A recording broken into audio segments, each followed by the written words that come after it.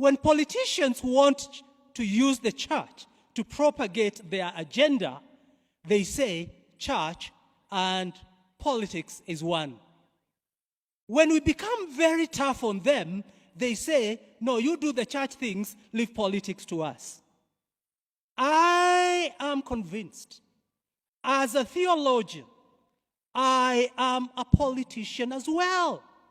And politics is talking about the governance of a nation. And the church and church leaders must engage in such. So we hear the cry of our country.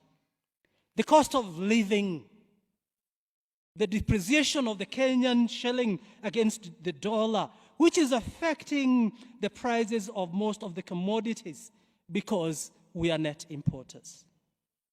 When I hear of that cry, it is very sad. I hear of a ruling class that doesn't seem to care about the depressing situations of this country. We have a weak parliament that can be used by the executive to add taxes to Kenyans.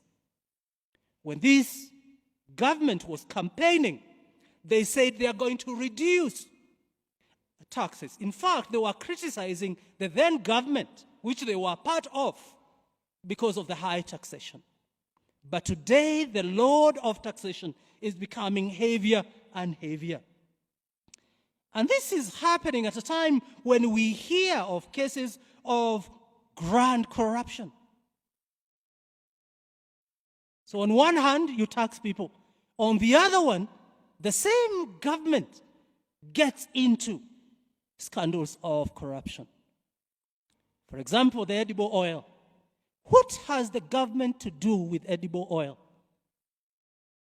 Any government project is riddled in a lot of corruption, unfortunately. And then you are told it is not fit for human consumption. Fuel prices are not making sense in Kenya. If you compare with the world, the prices are going down. In Kenya, they are going higher, affecting the lives of the poor Kenyans. Most of the public resources are going into waste, unfortunately. And the controller of budget actually stated publicly, and this is information that you have, that 2.2 billion has been spent in the office of the president and State House between July and September. If you do that calculation, it means that we spend in that office 23 million per day and 1 million per hour. That cannot be sustainable. While I was away, I hear now you've moved from Kenya Power and Lightning to Kenya Power and Darkness.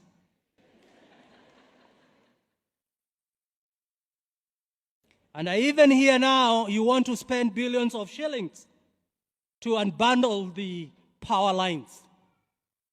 This is corruption after corruption after corruption in a government that looked very Christian.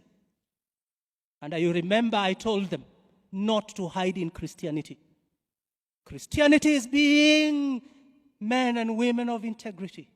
You cannot use Christ to come to power, and then when you get there, you become a corrupt leader. The context in Kenya is becoming even sadder with the weakening of the opposition. While we should be having a very strong opposition by this time to check on the government, it's becoming weaker and weaker, and we can't hear the voice of parliament, but also the schemes that you see to silence people. The other day I was reading of somebody threatening Kenyans not to go to court. Kenyans have the right to go to court. And leaders should, political leaders, I wish they were hearing me, should never threaten Kenyans. They are there because we voted. And they are there as servants, not as bosses. No threats. What even saddens me now is when I hear the voice of the church being silenced. Unfortunately, the church seems to be in bed with the government. They can't challenge the government. They have become recipients of government appointments and recognitions. And that is dangerous. So corruption, if you're not careful, will permeate every part of the church. This cathedral has been known as a place of agitation.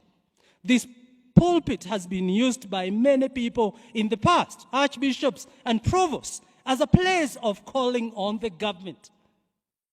And that is the role that the church must engage. And this church is very central to that. The people of Israel needed a redeemer. Kenya needs redemption.